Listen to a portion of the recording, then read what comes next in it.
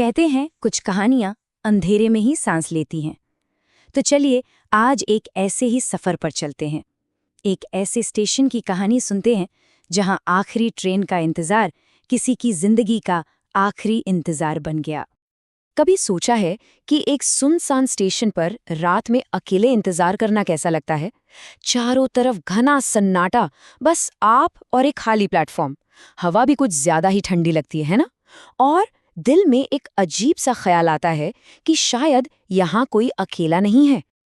तो हमारी आज की कहानी का जो किरदार है उसका नाम है राजीव, और वो अपनी आखिरी ट्रेन पकड़ने के लिए पहुंचता है एक पुराने बिल्कुल वीरान पड़े स्टेशन पर। वक्त हो रहा था रात के 12:47। ऐसा लग रहा था मानो घड़ी की सुइयां भी आगे बढ़ने से डर रही हों। पूरे प्लेटफॉर्म पर बस एक पीली बत्ती थी जो टिमटिमा रही थी, और अजीब बात ये थी कि वो अंधेरे को कम नहीं कर रही थी, बल्कि उसे और भी ज्यादा डरावना बना रही थी। अब राजीव जैसे ही स्टेशन पर पहुंचा, उसे लगा कि यहाँ कुछ तो गड़बड़ है। सबसे पहले उसकी नजर गई टिकट घर पर। ताला लगा हुआ था। खिड़की के शीशे पर तो धूल की इतनी मोटी परत थी मानो सालों से किसी ने उसे छुआ तक ना हो।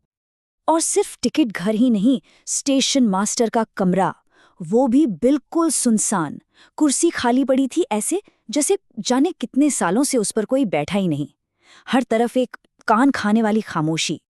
और फिर उसी खामोशी को एक आवाज ने चीर दिया। दूर से कुछ खिसकने की आवाज, लोहे के रगड़ने जैसी। कर कर। राजीव ने मन को समझाया, शायद कोई गार्ड होगा, सब ठीक है। लेकिन वो कोई गार्ड नहीं था। वो आवाज किसी बहुत बड़ी अनहोनी का पहला इशारा थी। स्टेशन का सन्नाटा तो टूटने वाला था ही, पर साथ में राजीव की दुनिया भी हमेशा हमेशा के लिए बदलने वाली थी। तभी अचानक स्टेशन के पुराने जंग लगे लाउडस्पीकर में जान आ गई। एक खरखराती हुई, जैसे किसी पुराने टेप रिकॉर्डर से आ रही हो, ऐसी आवाज गूंजी। और इस एक अनाउंसमेंट ने राजीव के होश उड़ा दिए। क्यों? क्योंकि राजीव को अच्छी तरह पता था कि ये स्टेशन पिछले 15 सालों से बंद पड़ा है। यहाँ कोई ट्रेन नहीं आती, कोई ट्रेन नहीं रुकती। तो फिर ये आवाज, ये अनाउंसमेंट कहाँ से हुई? इसी उधेड़बुन में उसकी नज़र प्लेटफॉर्म के दूसरे छोर पर गई।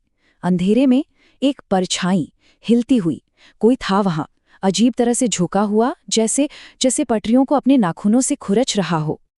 और तभी अचानक दूर से एक ट्रेन की सीटी की तीखी आवाज आई, इतनी तेज कि कान सुन हो जाएं।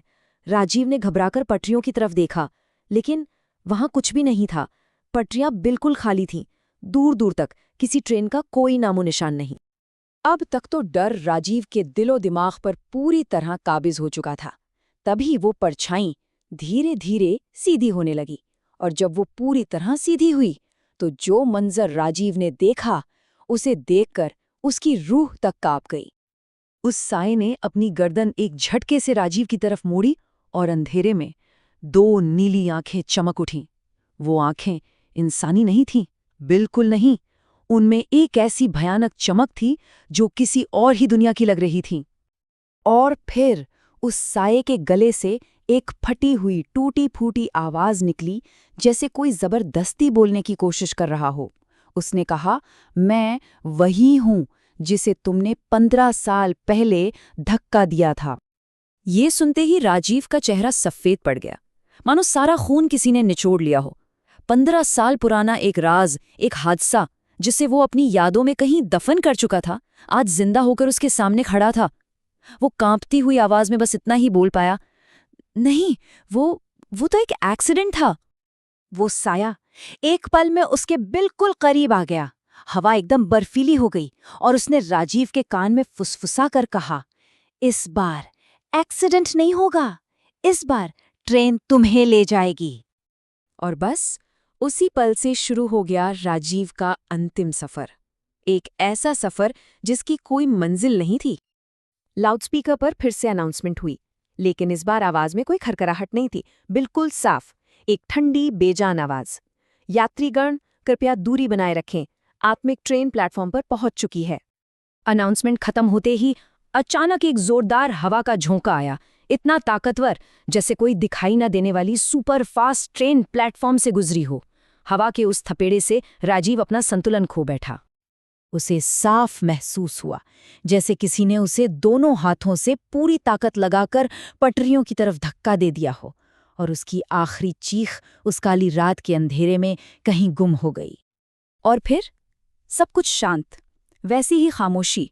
पटरियों पर कुछ भी नहीं था, ना कोई शरीर, ना खून का एक भी धब्बा, जैसे यहां कभी कोई हादसा हुआ ही नहीं था, सिवाय एक धीमी सी फुसफुसाहट के जो हवा में तैर रही थी। ट्रेन में आपका स्वागत है। अगले दिन के अखबार के एक छोटे से कोने में बस एक खबर छपी, खंडहर स्टेशन से एक और आदमी लापता, कारण अज्ञात। कहते हैं कुछ राज कभी नहीं खुलते और कुछ स्टेशन अपने मुसाफिरों का इंतजार हमेशा करते रहते हैं।